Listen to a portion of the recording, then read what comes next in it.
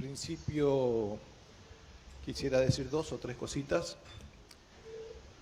La verdad que la difusión mediática la agradezco profundamente al oficialismo, a los ministros, a los miembros de la bancada, a los funcionarios, porque era un posteo de mis redes sociales motivando en una preocupación. ¿Y cuál era la preocupación? El nivel de inseguridad e indeterminación que tiene este convenio. ¿Por qué? Si hubieran querido dar tranquilidad a la gente, hubieran puesto un artículo en el convenio en lo cual le hacen reconocer al gobierno nacional que los jubilados del Chaco tienen el 82% móvil y un sistema intransferible. Pero no está eso en el convenio. Está la ley en lo genérico, la 27260, donde sí tiene un capítulo completo de armonización del sistema previsional. Y eso sí es riesgoso. Y eso sí es riesgoso, ¿sabe por qué, señor presidente? Porque una de las provincias más federalistas que hay, que es la provincia de Córdoba, en base a esta ley, en mayo del año pasado transfirió, o por lo menos armonizó, mejor dicho, su sistema previsional en plena pandemia, quitándole derechos a los jubilados. ¿Cómo no nos va a dar preocupación que haya una ley genérica sin una determinación correcta de la cuestión? Y obvio que conozco las leyes provinciales y la adhesión a eso, porque somos autores en nuestro bloque de que nos adhiramos totalmente a la ley 27260. Nosotros presentamos proyectos para que la cuestión previsional de la 27260 no se toque la cuestión previsional. No es que cambiemos nada, nosotros lo presentamos y quedó así. Hay una ley provincial, pero acá estamos hablando de un convenio bilateral. ¿Saben cómo se solucionaba esto? Con una simple adenda del ANSES y el señor gobernador, que en esto casi diría que no lo responsabiliza, son la medida que para firmar ese convenio su equipo técnico tendría que haberlo revisado, para no tener esta incertidumbre, para no tener esos bocinazos ahí y para no generar más angustia a los jubilados y a los empleados públicos de la provincia del Chaco. Y se dejaron la vestidura con la 27260. Era una pregunta. ¿Por qué no la derogaron?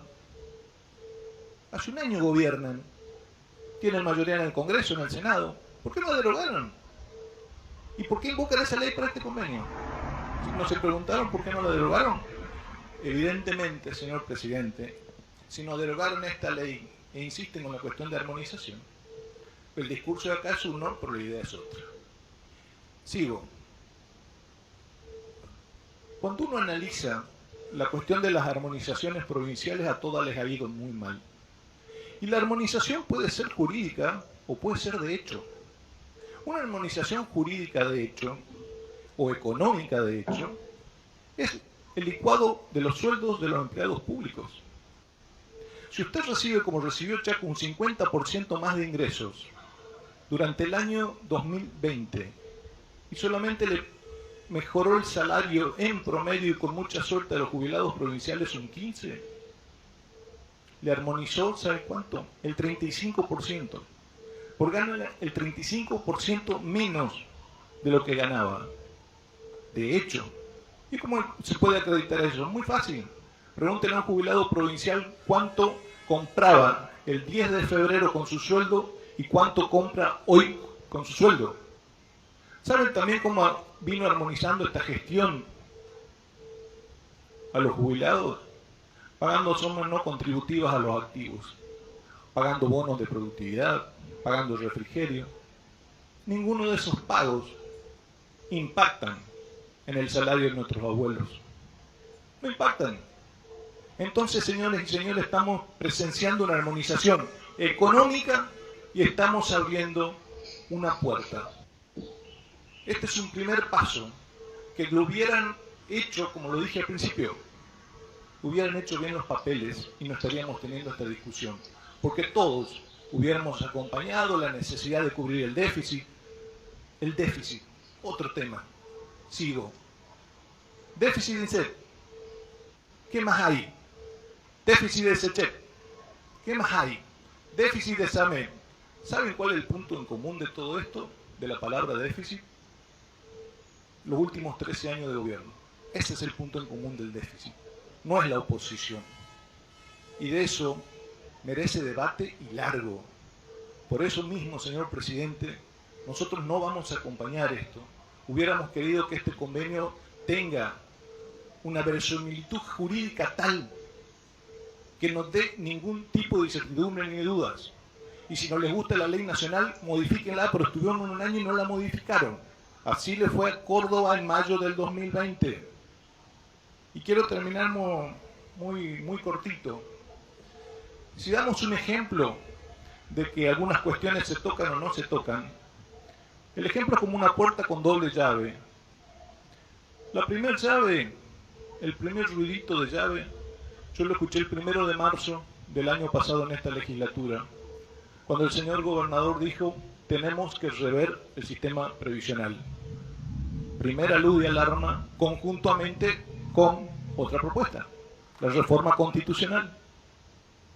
Van dos golpecitos a la puerta. La primera llave de la doble llave que tiene la puerta fue en noviembre, porque poner un tope jubilatorio a los sueldos altos con determinada cantidad de sueldos mínimos, ya no existe el 82% móvil para aquel que tiene el sueldo alto. Eso se sancionó acá. Se modificó la 4024 acá, con nuestro voto en contra, señor presidente. Y esto que estamos haciendo hoy, sin que tenga una adenda de un convenio bilateral nación-provincia, es la segunda vuelta de llave. Y nosotros necesitamos certidumbre. El sistema público de la provincia necesita certidumbre. La misma certidumbre que reclamamos recién con la modificación permanente de la ley de ministerios. Y creemos, señor presidente, que no la estamos pasando bien nadie. Nadie. Y lo que necesitamos son certezas.